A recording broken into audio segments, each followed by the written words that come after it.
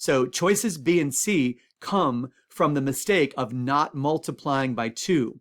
In other words, not recognizing that there's a difference between kilojoules per mole of a specific substance, such as C2H2, and kilojoules per mole of reaction.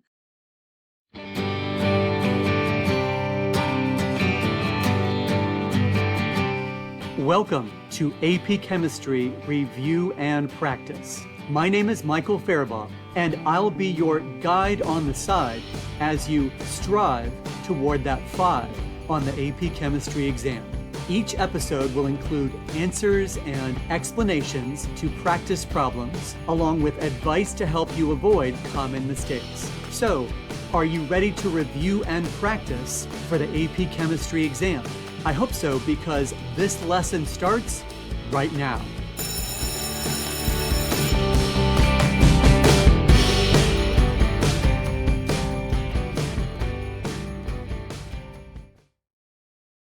Welcome back to AP Chemistry Review and Practice. In this lesson, I'll give you the chance to review and practice topics 6.5 and 6.6. As you can see on this slide, these topics fall under Unit 6 in the AP Chemistry curriculum, Thermochemistry. You can add your comments and questions below this video, and you can also email me with your comments and questions at apchemistryreviewandpractice@gmail.com. Check out the links in the video description area, which include the link to the packet that accompanies this video. Now let's move on to the review for topic 6.5, Energy of Phase Changes. Here are some essential knowledge statements from the AP Chemistry course and exam description. Energy must be transferred to a system to cause a substance to melt or boil. The energy of the system therefore increases as the system undergoes a solid to liquid or liquid to gas phase transition. Likewise, a system releases energy when it freezes or condenses. The energy of the system decreases as the system undergoes a liquid to solid or gas to liquid phase transition. The temperature of a pure substance remains constant during a phase change. The energy absorbed during a phase change is equal to the energy released during a complementary phase change in the opposite direction. For example, the molar enthalpy of condensation of a substance is equal to the negative of its molar enthalpy of vaporization. Similarly, the molar enthalpy of fusion can be used to calculate the energy absorbed when melting a substance and the energy released when freezing a substance. Now let's move on to the practice for topic 6.5. This is question 1. In question 1, we are given a data table, and it says properties of solid decanoic acid, which has the chemical formula C10H20O2, are listed in the table above. Calculate the quantity of heat that must be absorbed to increase the temperature of a pure sample of 0.575 grams of solid decanoic acid from a temperature of 20.0 degrees Celsius to the melting point of 31.6 degrees Celsius, and melt the solid completely. Include units in your answer. Now, there are 2 separate sets of calculations that we have to do in question 1, so the first thing I'm going to do is show you a diagram involving 2 different phase changes. And since the temperature remains constant during a phase change, the 2 phase changes on this diagram would be at line segment BC and line segment DE. So the first phase change is melting, and the second phase change is evaporation or boiling. So if we have heat added on the x-axis in this diagram, and then we have temperature on the y-axis, we can see that from point A to point B, a substance in the solid phase is heated and its temperature increases. But then during line segment BC, there is no change in temperature, and so that would be where the solid melts. Then we have another increase in temperature, and that would be now that the substance is a liquid, it is heated and the temperature increases. And then we have our next phase change for line segment DE, that is where the liquid boils. And then finally we have a gas, at line segment EF, in which the gas is heated and its temperature increases. So you can see different segments of this diagram indicating that either a solid or a liquid or a gas is being heated, causing a temperature change, but then you have two regions that are flat involving no temperature change, and those would be the phase changes of either melting or boiling or evaporation. Now, back to this particular question. Calculate the quantity of heat that must be absorbed to increase the temperature of a pure sample of 0.575 grams of solid decanoic acid from 20 degrees Celsius to the melting point of 31.6 degrees Celsius. So let's say I put a little red dot on this diagram somewhere between point A and point B, in which the solid is being heated, and then at point B in this diagram, that would be the point at which the melting would begin. So then during line segment BC, that would be when the solid melts completely. So two separate sets of calculations. First, we can use the equation Q equals mc delta T to calculate the amount of heat required to raise the temperature of 0.575 grams of solid decanoic acid from a temperature of 20 degrees Celsius to its melting point at 31.6 degrees Celsius. And if you're wondering, Q equals mc delta T, is that actually in topic 6.5, energy of phase changes? No, it's actually from a previous episode of AP Chemistry Review and Practice. This is topic 6.4, heat capacity and calorimetry. So again, that equation Q, which represents the amount of heat or thermal energy, and that equals m, the mass of the substance, times C, the specific heat capacity of the substance, and then times the change in temperature, delta T. And as you can see on this diagram, there is no change in temperature. So there is no delta T whenever the solid is melting. So we have an enthalpy of fusion, and the enthalpy of fusion has units of kilojoules per mole. So first, we will need to convert 0.575 grams of decanoic acid from units of grams into moles, and then we can use the enthalpy of fusion to convert from moles to kilojoules. So let's begin the first part of our calculation involving Q equals m times C times delta T. So the mass of the substance is listed in the problem as 0.575 grams, and the specific heat capacity of solid decanoic acid is listed in the table, and that is 2.76 joules per gram degree Celsius. And for the change in temperature, that would be the difference between those two temperatures of 31.6 and 20.0. So that's a difference of 11.6 degrees Celsius.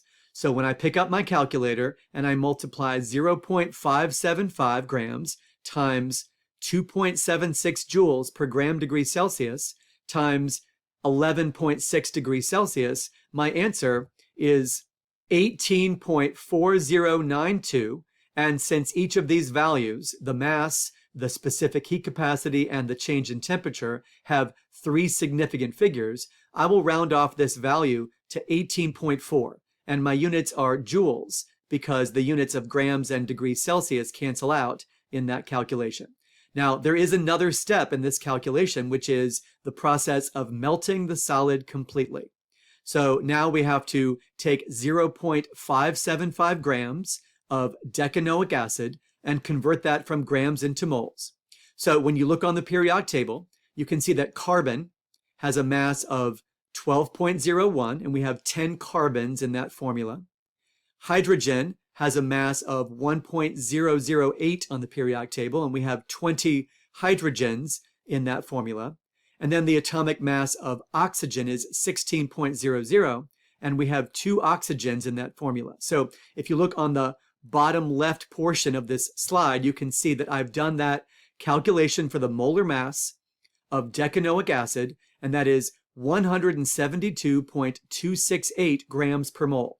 So when I write my conversion factor, I will put 1 mole of decanoic acid on the top, and I will put 172.268 grams on the bottom. So that's how I convert from grams into moles. Now I will use the enthalpy of fusion, which is 28.3 kilojoules per mole. So it takes 28.3 kilojoules of thermal energy to melt 1 mole of solid decanoic acid.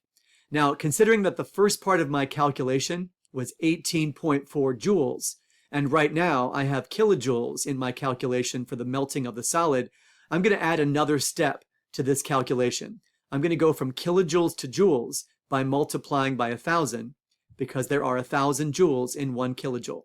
So when I pick up my calculator, and from left to right, that would be 0.575 divided by 172.268 times 28.3, and then times 1,000, I get 94.46 joules. So what I will do is I will round off that value to 3 significant figures, because both the mass and the enthalpy of fusion have 3 significant figures. So that becomes 94.5 joules.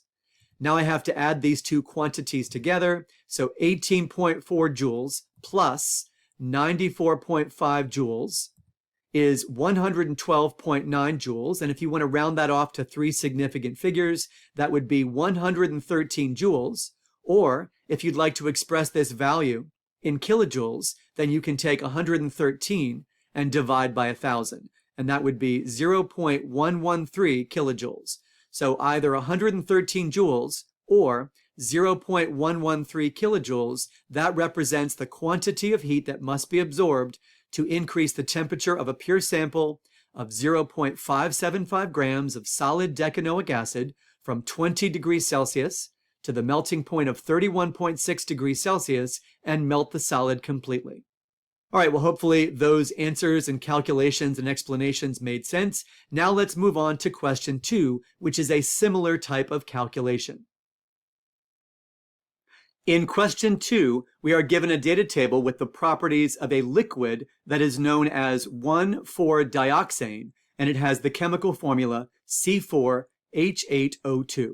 And so what we need to do here in question 2 is calculate the quantity of heat that must be absorbed to increase the temperature of a pure sample of 1.60 grams of liquid 1,4-dioxane from a temperature of 25.0 degrees Celsius to the boiling point of 101.1 degrees Celsius and evaporate the liquid completely.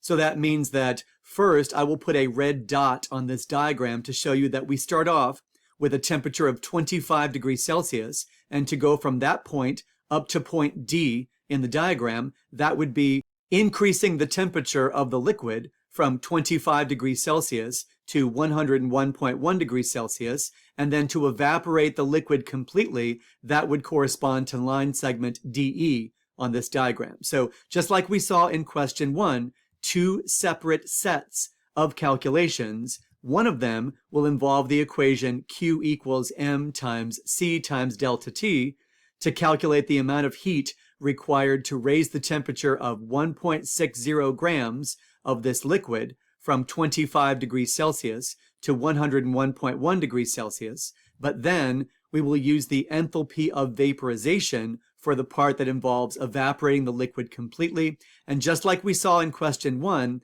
first we will need to convert 1.60 grams of C4H8O2 from grams into moles, and then we will use the enthalpy of vaporization to convert from units of moles to kilojoules. So let's go ahead and begin with the Q equals mc delta T calculation. So the m is given to us in the problem. That would be the mass, and that is 1.60 grams. And then looking at the specific heat capacity in the table, that would be 1.71 joules per gram degrees Celsius for this liquid. And the change in temperature, the delta T, is the difference between 101.1 and 25.0. So that's a difference of 76.1 degrees Celsius. Now, when I do this math on my calculator, I will multiply 1.60 times 1.71 times 76.1, and then my units will be joules. So on my calculator, I get a value of 208.2096 joules, but I can round off this value to 3 significant figures because each of these quantities, the mass, the specific heat capacity, and the change in temperature, have 3 significant figures. So I will call this first portion of my calculation 208 joules. Now we still have to evaporate the liquid completely, so the next part of our calculation begins with 1.60 grams of C4H8O2, and then using the information on the periodic table to calculate the molar mass, that works out to be 88.104 grams per mole. So I will set up my conversion factor with 1 mole of C4H8O2 on the top and 88.104 grams on the bottom. Now comes the next step in the calculation, which is to use the enthalpy of vaporization, and that is 34.2 kilojoules for every 1 mole of C4H8O2. And just like I had mentioned in question 1, I would like to add these two quantities together. And so right now I have kilojoules, so I will turn kilojoules into joules by multiplying by 1,000. So there are 1,000 joules in 1 kilojoule. So when I pick up my calculator, that will be 1.60 divided by 88.104 times 34.2 times 1,000. And so my answer on my calculator is 621.084 joules. And since both the mass of this sample and the enthalpy of vaporization have 3 significant figures, I will round off this value to 3 significant figures as 621 joules. Let's add these two quantities together. So 208 joules plus 621 joules. That gives me a total amount of thermal energy or heat of 829 joules. And if you would prefer to represent this quantity in units of kilojoules, then you can take 829, divide by 1,000, and that would be 0.829 kilojoules. So the correct answer to question 2 is either 829 joules or 0.829 kilojoules, and this represents the quantity of heat that must be absorbed to increase the temperature of a pure sample of 1.60 grams of liquid 1,4-dioxane from a temperature of 25.0 degrees Celsius to the boiling point of 101.1 degrees Celsius and evaporate the liquid completely. All right, well, I hope that the calculations and the answers and explanations make sense. Now it's time to move on to our next question in this packet.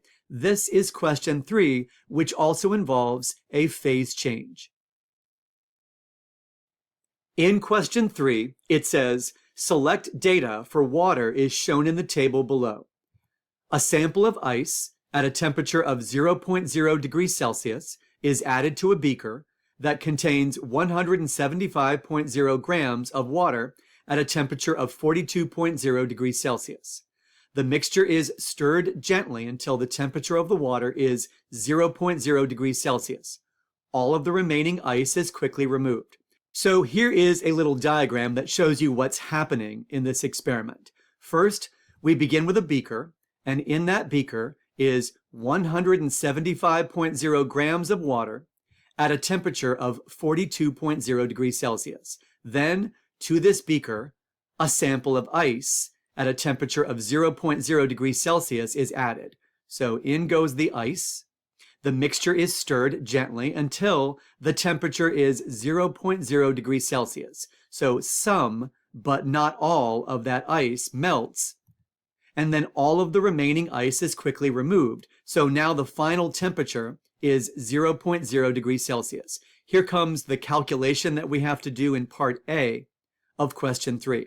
It says, based on the given information, calculate the magnitude of thermal energy, Q, that was transferred when the ice melted in this experiment. Include units in your answer. Now at first, you might be a little confused because I had mentioned earlier in this video, when I showed you that diagram with the two flat regions where the phase changes were occurring, I said that the temperature remains constant during a phase change. So you might not know exactly how we could calculate the amount of thermal energy Q, since from the ice perspective, there is no change in temperature. Well, it turns out that the water is actually changing temperature, and that is the original 175.0 gram sample of water. It started at 42.0 degrees Celsius. And then at the end of the experiment, now the temperature is 0.0 degrees Celsius. So that sample of water did experience a temperature change, which means that we can use the Q equals M times C times delta T equation to do this calculation in part A. So we have the C, which is the specific heat capacity of liquid water, and that's 4.18 joules per gram degree Celsius. We have the M, the mass of the water that actually experienced a change in temperature, which is 175.0. And then we have the delta T, the change in temperature. So from 42.0 to 0, that's a difference of 42.0 degrees Celsius. So M, the mass of the water, 175 grams, times C, the specific heat capacity of liquid water of 4.18 joules per gram degree Celsius, times the delta T of 42 degrees Celsius, and I get on my calculator 30,723, and my units are joules. Now, looking at the delta T as well as the specific heat capacity, I have three significant figures in those values. So I'm going to take my 30,723 and round that off to three significant figures. So I get 30,700 joules. And if I take that number and I divide by 1,000 to go from joules to kilojoules, I get 30.7 kilojoules. So that is my answer to part A, the magnitude of thermal energy that was transferred when the ice melted in this experiment. Now let's move on to part B of question 3. It says, based on the magnitude of thermal energy calculated in part A and the information in the table above, calculate the mass of ice in grams that melted in this experiment. So we have the enthalpy of fusion, which is 6.01 kilojoules per mole. So that means that for every 1 mole of ice that melted, 6.01 kilojoules of thermal energy was absorbed by the ice. Now you'll notice that I have a conversion factor in which I will put kilojoules on the bottom and then 1 mole of water on the top.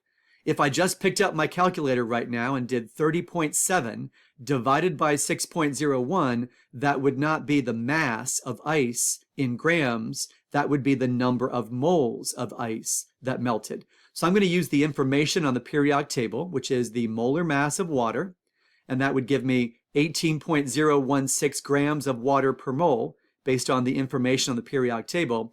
Now I can pick up my calculator and go from left to right. So 30.7 divided by 6.01 times 18.016, and so my unrounded answer for the mass of ice in grams that melted is 92.02849 grams. Again, looking at my information for enthalpy of fusion and the amount of heat that was transferred as I calculated in part A, I have three significant figures with those values. So I'm going to take my answer and round it off to three significant figures, and that gives me 92.0 grams of ice that melted. So we did a calculation in part A. We just finished a calculation in part B. Now, moving on to part C, this is not another calculation. This is simply a conceptual question based on the melting of ice. So here we are in part C, and it says, while the ice is melting, is the net flow of thermal energy from the ice to the surroundings or from the surroundings to the ice? Justify your answer. And so the justification is whether or not melting of a substance is endothermic or exothermic. So it turns out that there will be a flow of energy into a solid when it melts. If this was freezing, that would be exothermic, but this is melting. So melting is endothermic, and you can see on my diagram, I'm showing red arrows to represent the flow of thermal energy or heat from the surroundings to the ice. So the answer to part C is that melting is an endothermic process. Thermal energy flows from the surroundings to the ice. All right, well, that is the answer to all parts of question 3. Now it's time to move on to the review for topic 6.6, Introduction to Enthalpy of Reaction. Here are some essential knowledge statements from the AP Chemistry course and exam description. The enthalpy change of a reaction gives the amount of heat energy released for negative values of delta H or absorbed for positive values of delta H by a chemical reaction at constant pressure. When the products of a reaction are at a different temperature than their surroundings, they exchange energy with the surroundings to reach thermal equilibrium. So thermal energy is transferred to the surroundings as the reactants convert to products in an exothermic reaction. So exothermic energy is released from the system to the surroundings. But on the other hand, thermal energy is transferred from the surroundings as the reactants to convert to products in an endothermic reaction. So endothermic energy flows from the surroundings to the system. And then the last essential knowledge statement is the chemical potential energy of the products of a reaction is different from that of the reactants because of the breaking and forming of bonds. The energy difference results in a change in the kinetic energy of the particles, which manifests as a temperature change.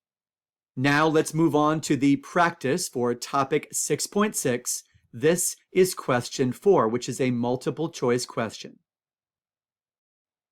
In question 4, we are given a balanced chemical equation, and you'll notice to the right of that balanced equation, it says delta H equals question mark. So that delta H, that represents the change in enthalpy for this reaction. So in question 4, it says, it is observed that 49.9 kilojoules of energy is released when 1.00 grams of C2H2 gas reacts completely with excess oxygen gas under standard conditions according to the equation above. And the value for the standard enthalpy change represented with the symbol delta H for the reaction represented by the equation above is closest to, and then we can see 4 answer choices. So choices A and B have a delta H value that is negative, and choices C and D have a delta H value that is positive. And I'd like to call your attention to the units. You can see that the units are kilojoules per mole of reaction. And so you might be wondering, does the unit kilojoules per mole of reaction have the same meaning as kilojoules per mole? Well, if you look at the coefficients in this balanced equation, you will see that from left to right, the coefficients are 2, 5, 4, and 2. And those coefficients are very important in terms of the definition of mole of reaction. So the unit kilojoules per mole of reaction is not the same as writing kilojoules per mole. The unit mole of reaction is defined in terms of the specific set of coefficients for a particular chemical reaction. So if you look at that balanced equation, I can see that there are 2 moles of C2H2 for every 1 mole of reaction. And for every 1 mole of reaction, there are 5 moles of O2. And for every 4 moles of carbon dioxide, CO2, that would be 1 mole of reaction. And for every 1 mole of reaction, there's 2 moles of liquid water. So we have to take the quantity, 1 mole of reaction, and then connect that to the specific substance using the coefficient from the balanced equation. Now let's go back and take a look at the details of question 4. So we can see that 49.9 kilojoules of energy is released when 1.00 grams of C2H2 reacts completely. Now, what I have right now is kilojoules on top and grams of C2H2 on the bottom. So what I'm going to do is try to get the grams of C2H2 to cancel out and replace that with moles on the bottom. And on the periodic table, I can look up the atomic masses for carbon and hydrogen. So we have 2 carbons and 2 hydrogens in this formula. So that will give me the molar mass in grams. And so when I do that calculation, I get 26.036 grams of C2H2 for every 1 mole. Now think about the units of this calculation. So we have kilojoules on top, grams on the bottom, and then in my first conversion factor, I have grams on top and moles on the bottom. So I can definitely get the grams to cancel out. But is this setup going to give us units of kilojoules per mole of reaction? And based on what I just showed you recently on that previous slide with respect to the definition of mole of reaction and connecting that to the coefficients in the balanced equation, the answer is no. The units, if I were to stop right now, would be kilojoules per mole of C2H2. So looking at that coefficient of 2 in the balanced equation, what I can say is that there's 1 mole of reaction for every 2 moles of C2H2. So I'm going to put moles of C2H2 on the top in my next conversion factor, and I'm going to put 1 mole of reaction on the bottom. So it looks like this. So there's 2 moles of C2H2 for every 1 mole of reaction. Now I can complete this calculation. So I pick up my calculator, and it's going to be 49.9 divided by 1 times 26.036 times 2, and I get 2,598, and my units are kilojoules of thermal energy that is released in this chemical reaction for every 1 mole of reaction. Now, since 2,598 can be rounded off to 3 significant figures, and 3 significant figures is based on the 49.9 and the 1.00, instead of writing 2,598 as 2600 or 2600, I'm going to use scientific notation. So 2,598 rounded off to 3 significant figures becomes 2.60 times 10 to the third, and my units are kilojoules of thermal energy released for every 1 mole of reaction.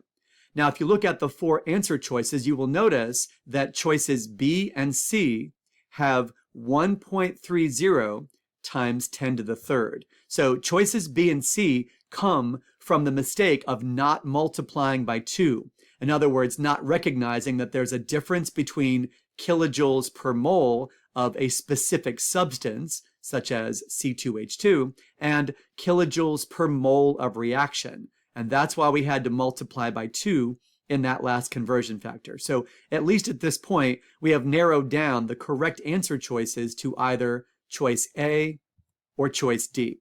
So all we have to do now is remember whether the sign of delta H should be negative or positive. So is this reaction endothermic or exothermic? Well, as you can see from one of the essential knowledge statements for topic 6.6, it says that the enthalpy change of a reaction gives the amount of heat energy released. So that would be an exothermic process for negative values. So exothermic reaction, negative delta H, or absorbed. That would be endothermic for positive values of delta H. So endothermic reaction, positive delta H. Well, delta H is negative. This is energy released. The reaction that we're looking at here is a combustion reaction involving C2H2 reacting with oxygen, and it says energy is released. So the sign of delta H is negative because the reaction is exothermic. Therefore, the correct answer is choice A, negative 2.60 times 10 to the third kilojoules per mole of reaction. Now let's take a look at question 5, which involves enthalpy of reaction as well as the concept of limiting reactants.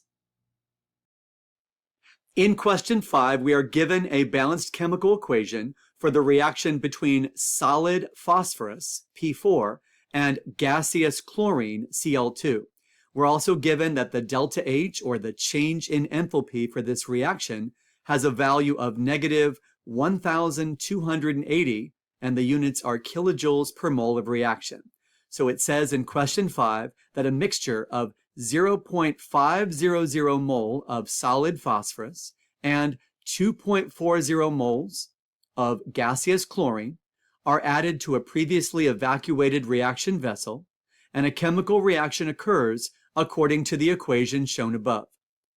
Which of the following identifies the limiting reactant and the amount of heat, Q, released under standard conditions? So we can see, looking at the 4 answer choices, that choices A and B identify the solid phosphorus as the limiting reactant, and choices C and D identify the chlorine, the gaseous chlorine, as the limiting reactant. So let's start with a calculation to identify the limiting reactant. I will begin with 0.500 mole of solid P4, and I can see that the coefficients for the P4 and the Cl2 are 1 and 6 respectively. So I will use those coefficients to convert from moles of P4 to moles of Cl2. So it's going to be a ratio that has 6 moles of Cl2 on the top and 1 mole of P4 on the bottom. So 0.500 times 6 is equal to 3. So what does that mean? That I would need 3 moles of chlorine as a quantity needed to react completely with 0.500 moles of solid P4. Now, do I have 3 moles of chlorine available according to the information in this question? And the answer is no. I only have 2.40 moles of Cl2, but 3 moles of Cl2 would be needed to react completely with the 0.500 mole of solid P4. So now this calculation has identified the limiting reactant as chlorine. So Cl2 is the limiting reactant because there is not enough Cl2 available to react completely with 0.500 moles of solid P4. Let's go ahead and eliminate choices A and B. And now that we know that chlorine is the limiting reactant, then the limiting reactant can be used to determine the quantity of heat that is released for this reaction. So I'll start with 2.40 moles of Cl2. Now I'm going to use that concept of mole of reaction. So I'm going to convert from moles of chlorine, Cl2, into mole of reaction. So for every 1 mole of reaction, that would be 6 moles of Cl2. And now that I've done that calculation, I can use 1,280 kilojoules of heat released for every 1 mole of reaction. So I'm going to pick up my calculator with 2.40 divided by 6 times 1,280, and my answer in kilojoules is 512. So the correct answer to question 5 is choice C. Chlorine is the limiting reactant, and the amount of heat released under standard conditions in this experiment is 512 kilojoules. All right, well, question 5 involved both stoichiometry calculations as well as calculations of heat. I think we have a similar situation in question 6. So this is question 6, and we will also need to combine our knowledge of stoichiometry calculations with the amount of heat energy that is either absorbed or released by this reaction. So in question 6, we are given a balanced chemical equation between SO2, sulfur dioxide gas, and oxygen gas. And we are also given the value of delta H, or the change in enthalpy for this reaction, and it's listed as negative 198, and the units are kilojoules per mole of reaction. So in question 6, it says, when 7.05 grams of sulfur dioxide gas is combined with an excess amount of oxygen gas, all of the sulfur dioxide gas, SO2, is converted into sulfur trioxide gas, SO3, as represented by the equation above. Which of the following is true when the 7.05 grams of sulfur dioxide gas has completely reacted? So let's start with some stoichiometry calculations. Let's go from grams to moles. So 7.05 grams of SO2. This is my conversion factor to go from grams to moles. So I got 64.06 when I did the calculation from the periodic table to determine the molar mass of SO2. Now the next step in my calculation will involve the quantity 1 mole of reaction. So take a look at the coefficient for SO2, and you can see it has a coefficient of 2, which means that for every 1 mole of reaction, there would be 2 moles of SO2. So I put 1 mole of reaction on the top and 2 moles of SO2 on the bottom. So I've gone from grams to moles, and now I've gone from moles of SO2 to mole of reaction. Now I will use the 198 kilojoules. So 198 kilojoules has a negative sign, which means that this reaction is exothermic. So delta H is negative, it's exothermic, energy is released. So we can eliminate choice A, which says absorbed, and choice B, which also says absorbed. So 198 kilojoules of heat released for every 1 mole of reaction. I pick up my calculator, from left to right, it's going to be 7.05 divided by 64.06, divided by 2. Now that would be a step that some students might forget if they're confused about this quantity mole of reaction. So divided by 2, and then finally times 198. So notice that the correct answer on my calculator is 10.9, but choice D is 21.8. So if a student forgot to divide by 2 using the quantity mole of reaction and connecting that to the coefficient of 2 in the balanced equation, then they would know that energy is released, but they would have the wrong answer. So choice D is incorrect. Choice C is the correct answer to question 6. 10.9 kilojoules of energy is released by the reaction. All right, well, hopefully those calculations make sense. Now let's go ahead and take a look at question 7, another multiple choice question. In question 7, we are presented with a balanced chemical equation, but this chemical equation is a little different than the chemical equations that we saw in questions 4, 5, and 6 in this packet. So what makes this chemical equation a little different is that it involves the dissolution of an ionic solid. So this is ammonium nitrate, which has the chemical formula NH4NO3. And when solid ammonium nitrate dissolves in water, it dissociates or breaks up into ammonium ions, so aqueous ammonium ions, NH4+, as well as aqueous nitrate ions, NO3-. So that delta H, or that change in enthalpy for this process, is labeled as delta H SOLN, which represents solution. So the change in enthalpy for the dissolution of solid ammonium nitrate, that is what we are trying to determine here in question 7. So in question 7, it says a student dissolves 16.00 grams of solid ammonium nitrate into 100.00 grams of water, initially at 25.0 degrees Celsius in a coffee cup calorimeter. And as you can see, there was a change in temperature. It says the final temperature of the solution is 13.8 degrees Celsius. So the temperature decreases when solid ammonium nitrate dissolves in water.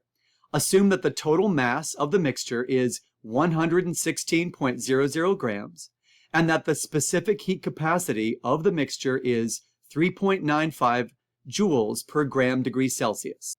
And the question asks which of the following is the enthalpy change, so the delta H of solution, for the dissolution of solid ammonium nitrate as represented above. And we can see 4 answer choices. 2 of them are negative, so exothermic processes, and 2 of them are positive, endothermic processes.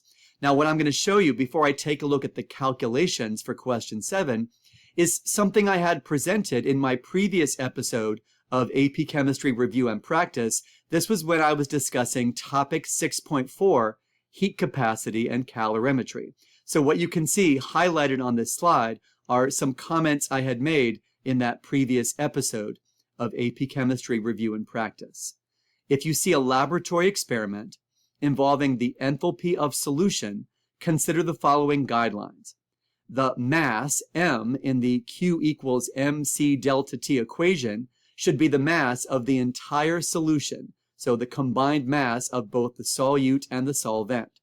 And I, consider the thermal energy or heat, Q, as a magnitude of energy in units of either joules or kilojoules instead of a change in energy.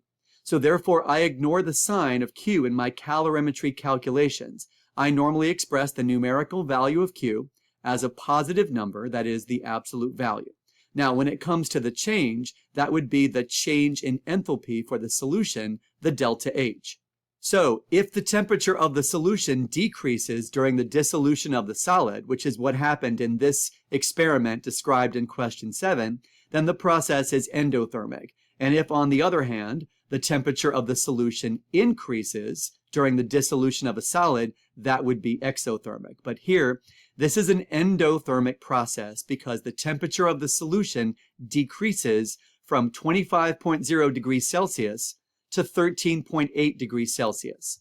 So there's my Q equals mc delta T set up for this calculation, and the M is not just the mass of the solute, So that would be 16 grams of a solid ammonium nitrate, not just the mass of the water, 100.00 grams of water, but that combined mass. Assume that the total mass of the mixture is 116.00 grams, and that the specific heat capacity of the solution or of the mixture is 3.95 joules per gram degree Celsius. So what's my delta T?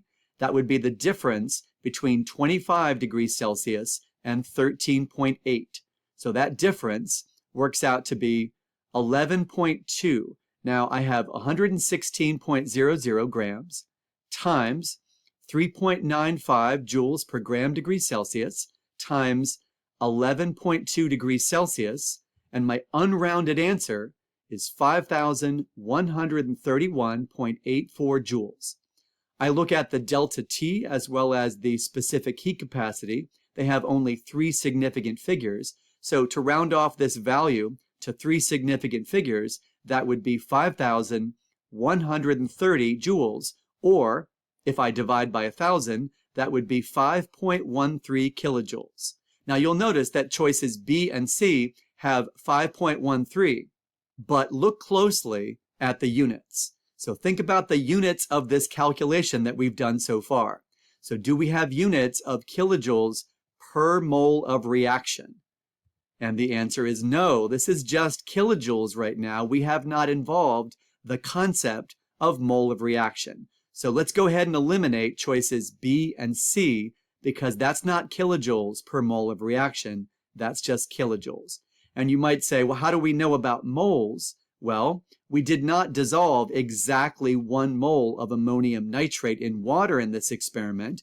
We dissolved 16.00 grams of solid ammonium nitrate into water. So when 16.00 grams of solid ammonium nitrate is dissolved in water, 5.13 kilojoules of thermal energy is transferred.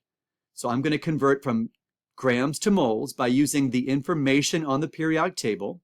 So on the periodic table, the molar mass of NH4NO3 works out to be 80.052. So I have 16.00 divided by 80.052 to go from grams to moles. And when I do that calculation, I get approximately 0.2 moles of solid ammonium nitrate. You'll notice that in the balanced equation, there are no coefficients. So everything is a 1-to-1-to-1 ratio. So for every 1 mole of ammonium nitrate that dissolves, that would be 1 mole of reaction. So if I can do this calculation as kilojoules per mole of ammonium nitrate, that would be kilojoules per mole of reaction. Let's take 5.13 kilojoules divided by approximately 0.2 moles of ammonium nitrate, and I get 25.7, which you can see is the correct numerical answer for either choice A or D. But is the sign of delta H for the dissolution of ammonium nitrate positive or negative? Well, in calorimetry experiments involving dissolution, again, this is from topic 6.4, temperature changes of the mixture within the calorimeter can be used to determine the direction of energy flow. Was energy released? Was it exothermic? No, because the temperature of the mixture would increase if the dissolution process is exothermic. But what happened in this experiment is that the temperature of the mixture decreases. So thermal energy is absorbed, and this is an endothermic process. So delta H is positive because the dissolution of the solid is endothermic. And the dissolution is endothermic because the temperature of the solution decreases when the solid dissolves in water. So the correct answer to question 7 is choice D. The enthalpy change for the dissolution of solid ammonium nitrate is positive 25.7 kilojoules per mole of reaction. All right, well, hopefully those calculations and explanations make sense. Now, our next question in the packet is actually not a multiple choice question. This is question 8, which is a free response question with parts A, B, C, and D. In question 8, we are given a balanced chemical equation, and the delta H, or the change in enthalpy for this reaction, is unknown at the moment. Question 8 says the following. A student performs an experiment to determine the enthalpy of combustion of butane, and butane has the chemical formula C4H10, and butane combusts in oxygen according to the equation above. The student heats a sample of water by burning some of the C4H10, the butane, that is in a butane burner, as represented below. The mass of the butane consumed in the combustion reaction is determined by weighing the butane burner before and after the combustion. So in terms of the flow of thermal energy, the flow of energy is from the butane burner into the beaker of water. So the combustion of butane is an exothermic reaction. Thermal energy is released, and the beaker of water absorbs thermal energy, and the temperature of the water increases.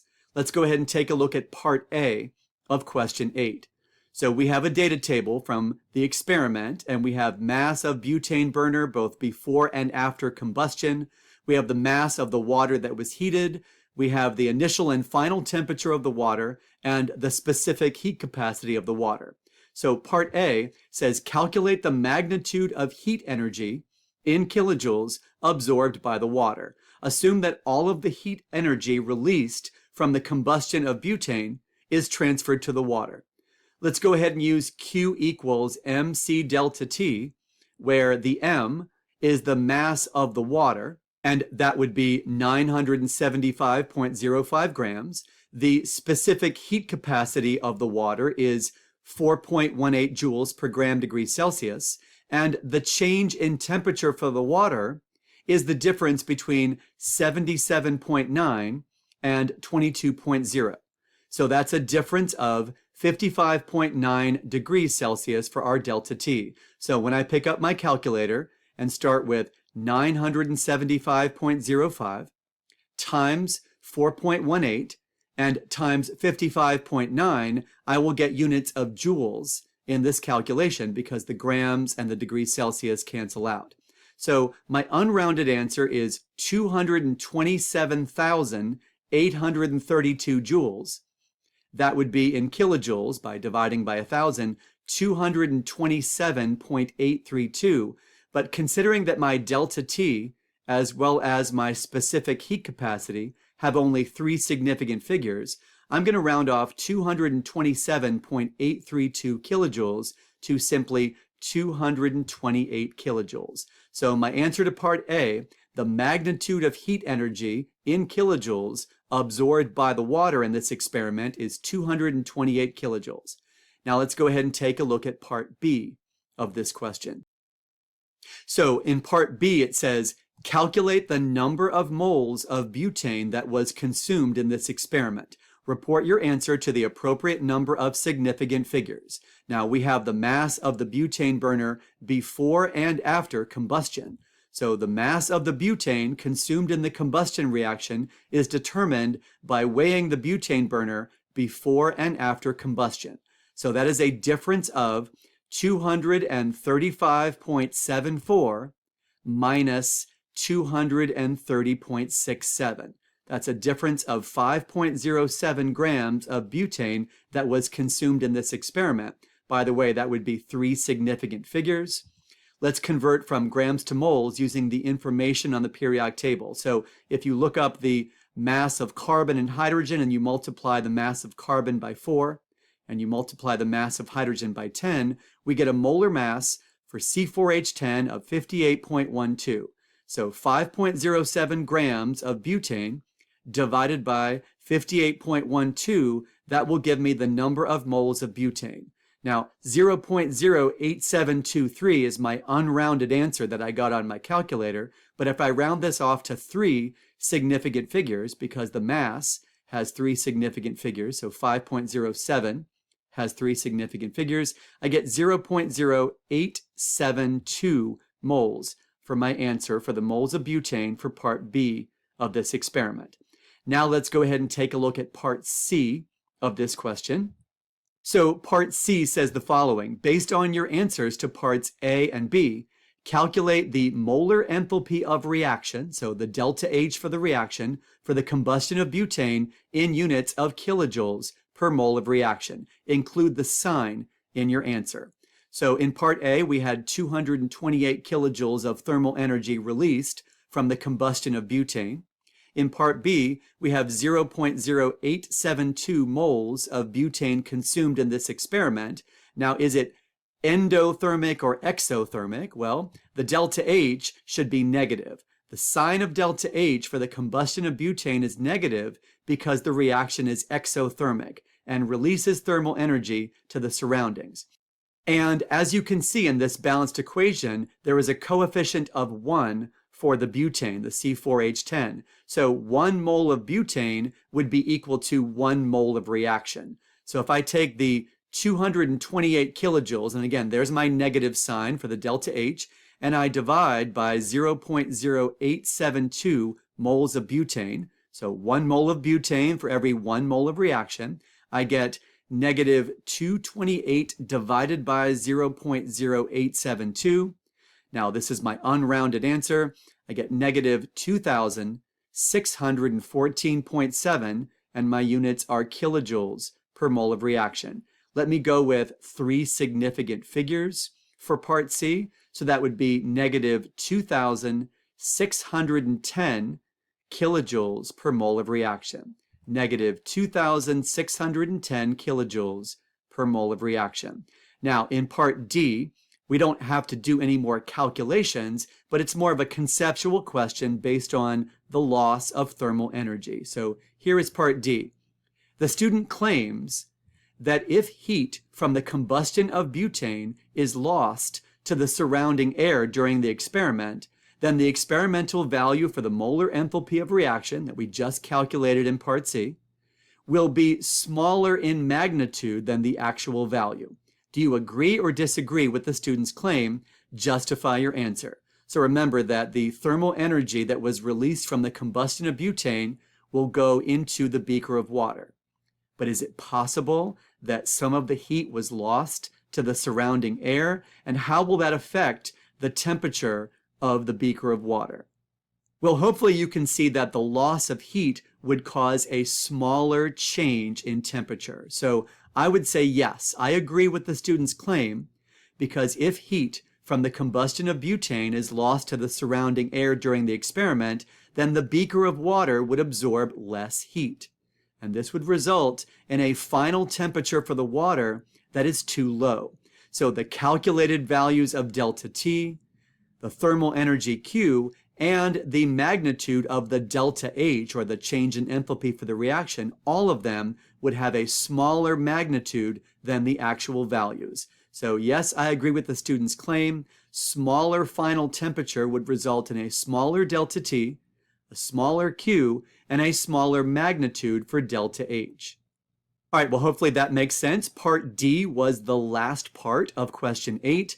Now, let's take a look at question 9, which is also a free response question with parts A, B, C, and D.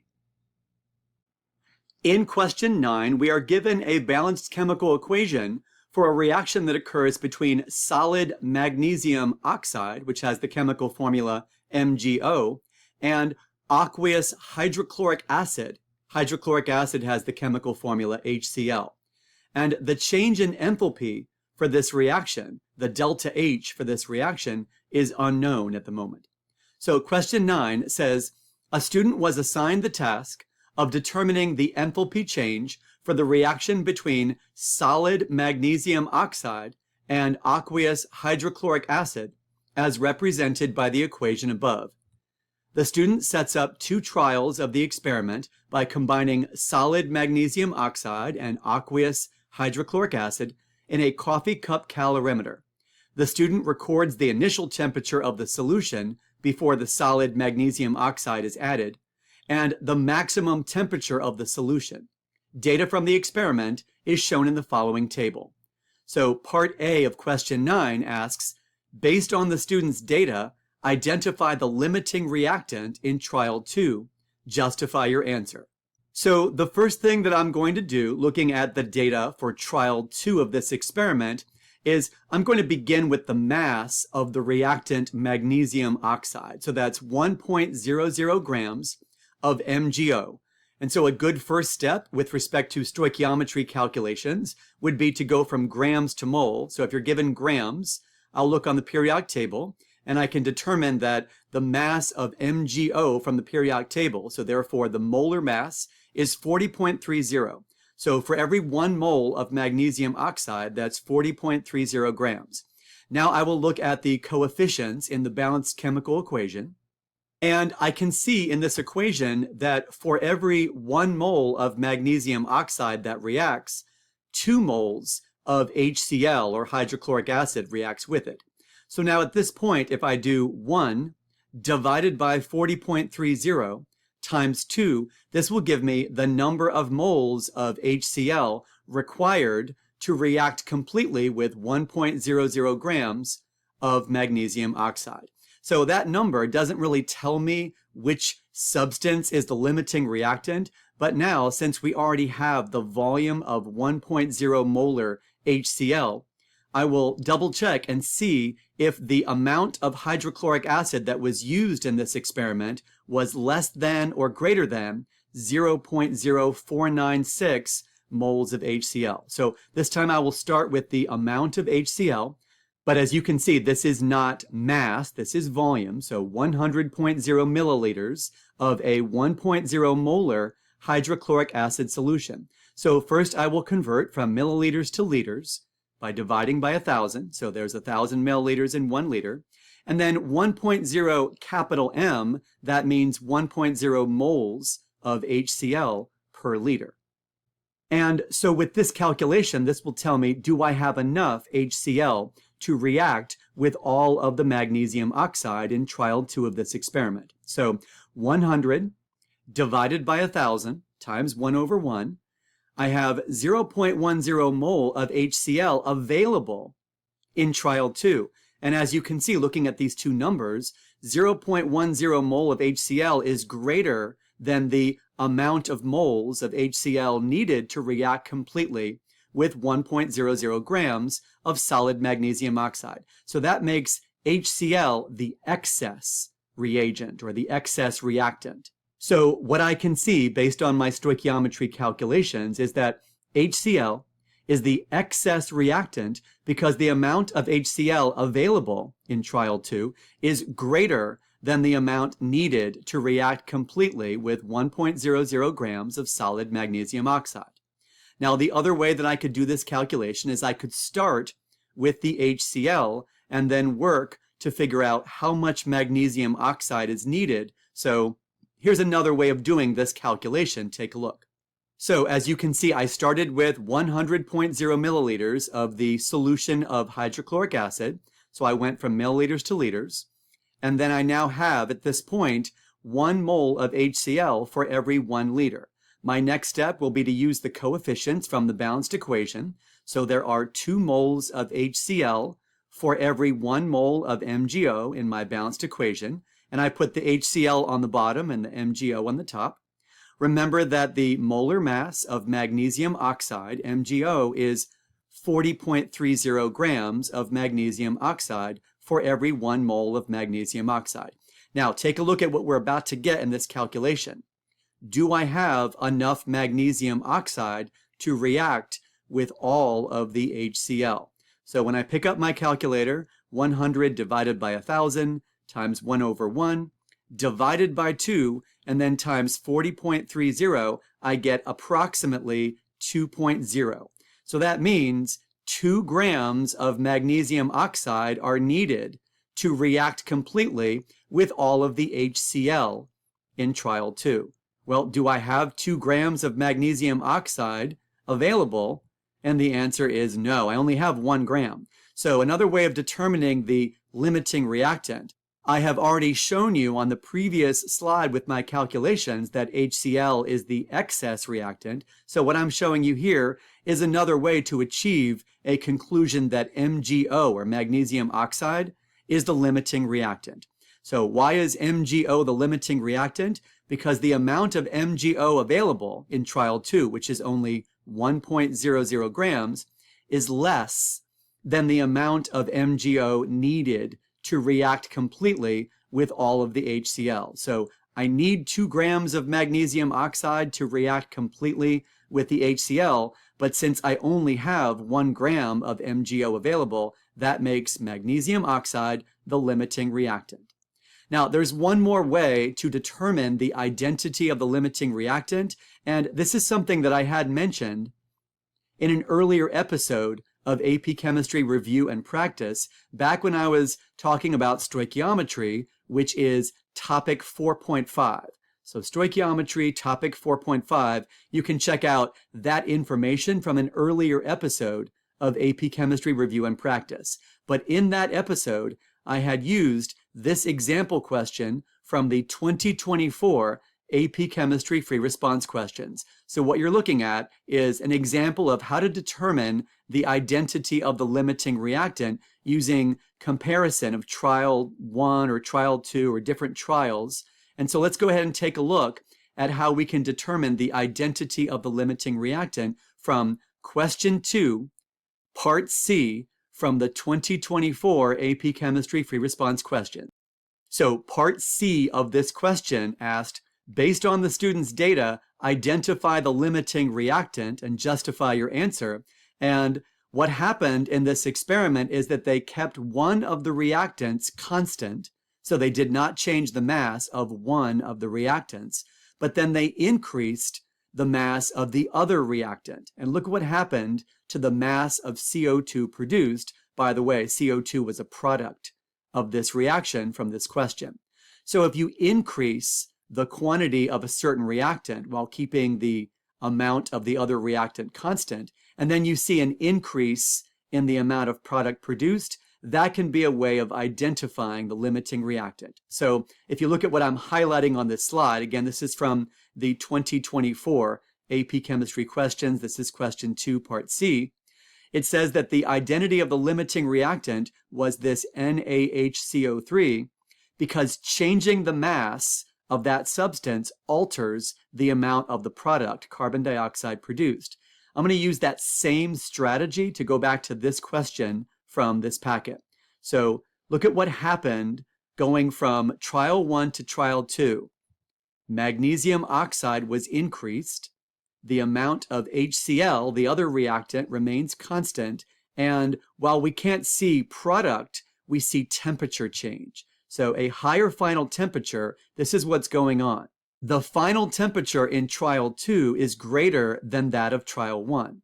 Therefore, a greater magnitude of thermal energy or heat is released by the reaction in trial 2. So why is magnesium oxide the limiting reactant? Because changing the mass of MgO in this experiment, while keeping the amount of HCl constant, increases the magnitude of heat produced in the reaction. So heat is a product of this exothermic reaction. And so by changing the amount of MgO without changing the amount of the other reactant, causing an increase in the amount of heat produced, that can be another way of demonstrating the identity of the limiting reactant. So different ways of showing that HCl is present in an excess amount. MgO is the limiting reactant that not only limits the amount of heat produced, but there wasn't enough magnesium oxide to react with all of the HCl. All right, well, now that you know the identity of the limiting reactant, which is MgO, let's go ahead and take a look at the next part of this question. This is parts B and C. And so for parts B and C, it says, use the data from trial 2.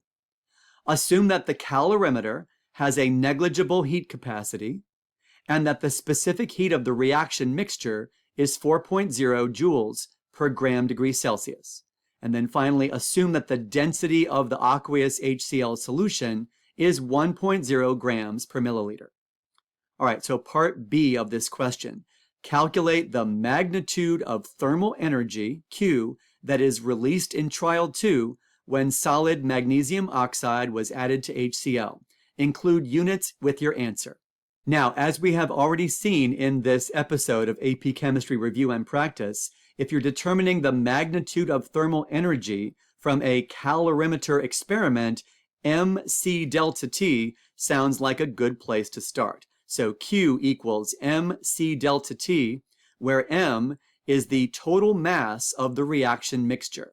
Now, the total mass of the reaction mixture is the mass of magnesium oxide plus the mass of the HCl solution. But the fact that the density of the HCl is 1.0 gram per milliliter, then 100 milliliters is also 100 grams. So we have 1 gram of MgO plus 100 grams of HCl. So that is our total mass of the reaction mixture. And then the C is the specific heat capacity of the reaction mixture, which is 4.0 joules per gram degree Celsius. And what is our delta T? What's our change in temperature? Well, that will be the difference between 34.2 degrees Celsius, the final temperature of the solution, minus 25.0 degrees Celsius, the initial temperature of the solution. So 101 grams, the total mass of the reaction mixture, times 4.0 joules per gram degree Celsius, times the delta T of 9.2 degrees Celsius. When I did this math on my calculator, my unrounded answer is 3,716.8 joules. Now I can see that the delta T as well as the specific heat capacity have only two significant figures, so I will change 3,716.8 joules to two significant figures. So that could be 3,700 joules, or when you divide by 1,000, 3.7 kilojoules. So the magnitude of thermal energy that is released in trial 2 is 3.7 kilojoules of heat released. All right, well, that was a pretty straightforward Q equals MC delta T calculation. Let's go ahead and take a look at part C of this question. It says, determine the experimental value for the enthalpy change, the delta H of the reaction, between magnesium oxide and HCl in units of kilojoules per mole of reaction. Include the sign in your answer. Now, there could be a dilemma or a concern for you at this point, which is, how do you know which reactant to choose? Because we can see that the units of delta H reaction are kilojoules per mole of reaction. So you might not know which reactant you should focus on. So there are two reactants. There's magnesium oxide and hydrochloric acid. We know from part A of this question that magnesium oxide is the limiting reactant, and we know that HCl, the other reactant, is the excess reactant. So we should focus on the limiting reactant. The limiting reactant is where your focus should be in this calculation. So we should take the magnitude of heat produced in trial 2, which is 3.7 kilojoules, and make a connection to the number of moles of the limiting reactant, not the excess reactant, the limiting reactant, which is MgO. How much of the limiting reactant was consumed in trial 2? So our mole calculations are using the limiting reactant. So 1.00 grams of the limiting reactant MgO, and this is the molar mass conversion to go from grams to moles. And you'll notice that there is a coefficient of 1 for the MgO. That means that for every 1 mole of MgO that is consumed in this reaction, that would be 1 mole of reaction. So what I've done is I've gone from grams of the limiting reactant to moles. I've recognized that for every 1 mole of reaction, that would be 1 mole of MgO, because the coefficient of MgO is 1. And when I pick up my calculator, it would be 1 divided by 40.30, and that gives me 0.0248, and that is mole of reaction. Let's take that 3.7 kilojoules of heat released in trial 2, and then connect that with the quantity 0.0248 mole of reaction. Now it says, include the sign in your answer. So is this an endothermic reaction or is this an exothermic reaction? Well, the sign of delta H for this reaction is negative because the reaction is exothermic. So whenever these two chemicals were combined together, the temperature increases. That means that thermal energy or heat is released to the surroundings. And we can tell because the temperature of the solution increases during this reaction that it's exothermic. So I've put a negative sign in my calculation. That would be the delta H for this reaction is negative 3.7 kilojoules for every 0.0248 mole of reaction. And when I do that math, I get approximately negative 149.2. But when I round off this answer to two significant figures, because 3.7 has two significant figures, I get negative 150, and my units are kilojoules per mole of reaction.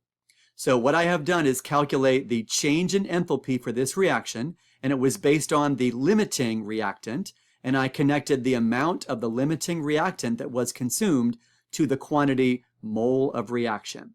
So we have negative 3.7 kilojoules divided by 0.0248 mole of reaction. So my answer to part C is negative 150 kilojoules per mole of reaction. Now in part D, we have a new trial where they have changed one of the reactants. Let's go ahead and take a look at part D. So in part D, it says the student conducts a third trial of the experiment. Now they're using 1.00 grams of magnesium oxide, which is the same as the amount used in trial 2.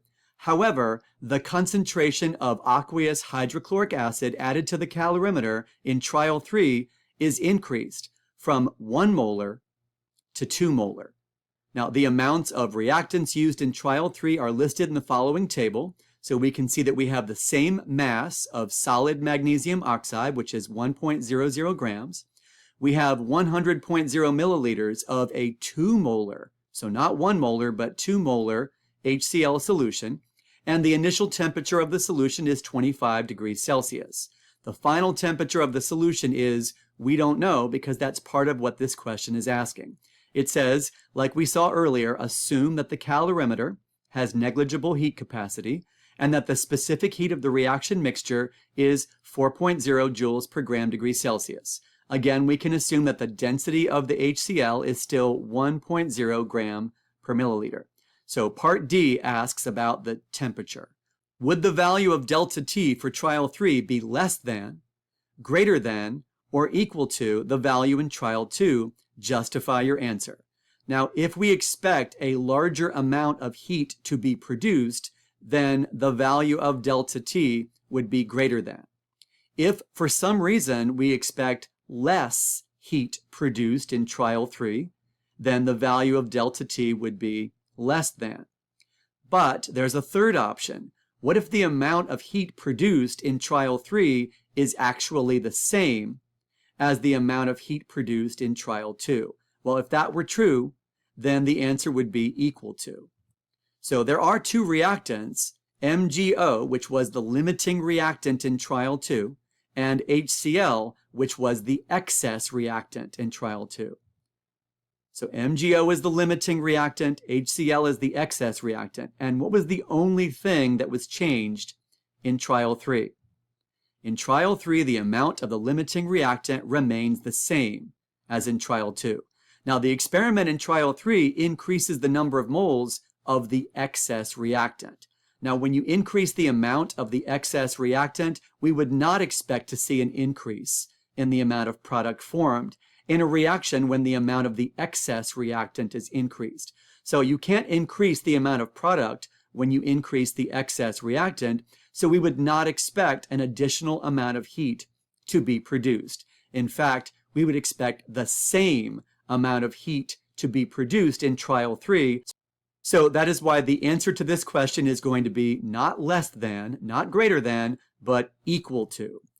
So this is what I said for part D. Equal to. The value of delta T in trial 3 would be equal to the value in trial 2, because the only change involves an increase in the amount of HCl in the reaction mixture. And since HCl is the excess reactant in this experiment, increasing the amount of HCl, the excess reactant, would have no effect on the amount of thermal energy produced in this reaction.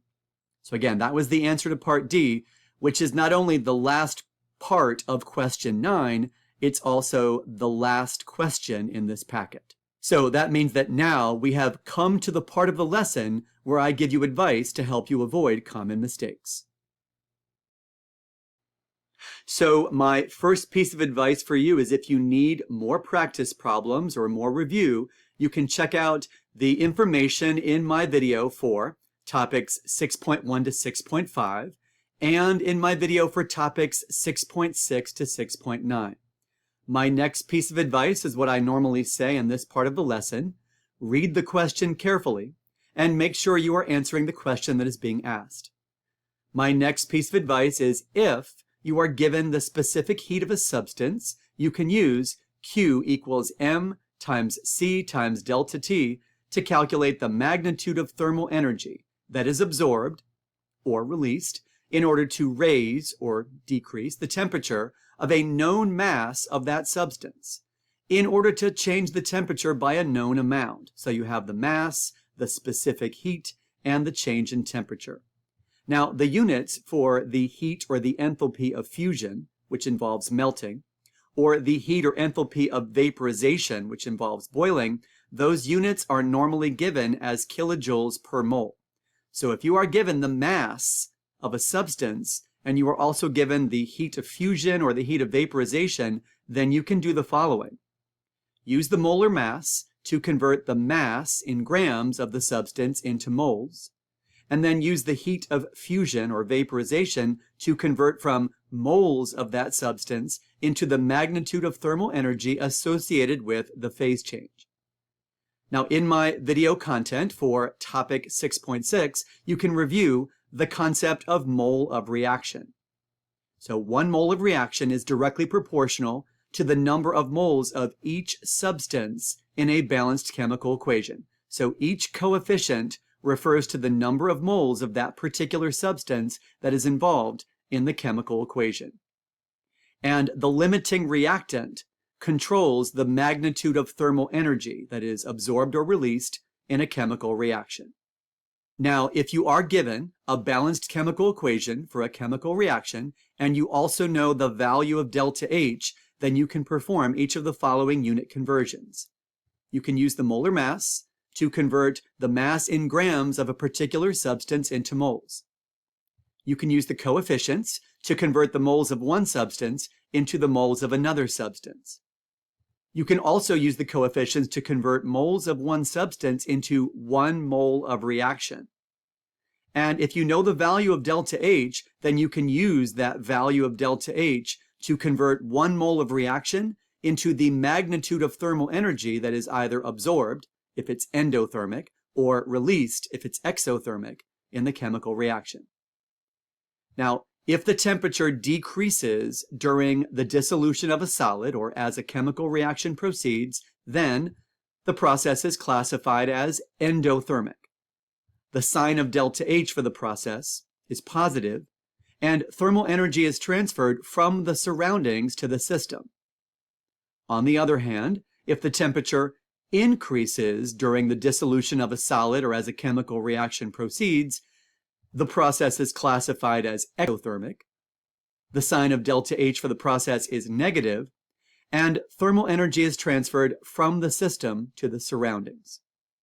If you are working with experimental data from an experiment in which a solid is dissolved in water or a chemical reaction occurs inside a calorimeter, then the mass in the Q equals MC delta T equation should be the mass of the entire solution or the mass of the entire reaction mixture. Now, as we saw with the butane in this packet, an experiment can be performed in which an exothermic chemical reaction, so for example combustion, transfers heat to a separate container of water. So that's different than everything happening inside a calorimeter. So in that situation where you have an external combustion reaction that is transferring heat to a separate container of water, then the M in the MC delta T equation would just be the mass of water in the separate container that absorbs heat, resulting in a temperature change for the sample of water. And with respect to the change in enthalpy, when you are calculating the enthalpy change, or the delta H for a chemical reaction, or the dissolution of a solid, the magnitude of thermal energy that is transferred during the experiment, Q, should be divided by the number of moles. Now, with the dissolution of a solid, the number of moles of solid that was dissolved in water during the experiment is what you should use. In a chemical reaction, you should use the number of moles of the limiting reactant, not the excess reactant. So the number of moles of the limiting reactant that was consumed in the reaction during the experiment. But suppose that you know the number of moles of two different reactants, for example, HCl and NaOH, like some sort of acid-base reaction. Do not, repeat, do not add the moles of two different reactants together. So if for some reason you have equimolar, as in same number of mole, quantities of reactants that react together in a 1-to-1 mole ratio, then you should use the number of moles for only one of the reactants. So do not add the moles of two different reactants together. And then finally, with respect to measurements, in a calorimetry experiment, you can directly measure the mass, the initial temperature, and the final temperature. However, you cannot directly measure the delta T. So on the AP Chemistry exam, if they ask you about measurements, delta T is not a measurement. Delta T is a calculation. Similarly, Q is not a direct measurement. That would be a calculation. So delta T and Q are not things that you can measure. Those are calculations. So these values are based on the calculations that involve laboratory measurements, such as mass and temperature, as well as the specific heat of the solution or the reaction mixture. Okay, so we have come to the end of this lesson. In my next lesson, I'll give you the chance to review and practice topics 6.7 to 6.9. If you enjoyed this lesson, I invite you to like this video and subscribe to my YouTube channel. Check out the links in the video description area, which include the link to my YouTube playlist organized by AP Chemistry CED units. You can add your comments and questions below this video, and you can also email me with your comments and questions at APChemistryReviewAndPractice@gmail.com. Thank you for letting me be your guide on the side as you strive toward that 5 on the AP Chemistry exam. Keep studying, and I'll see you next time on AP Chemistry Review and Practice.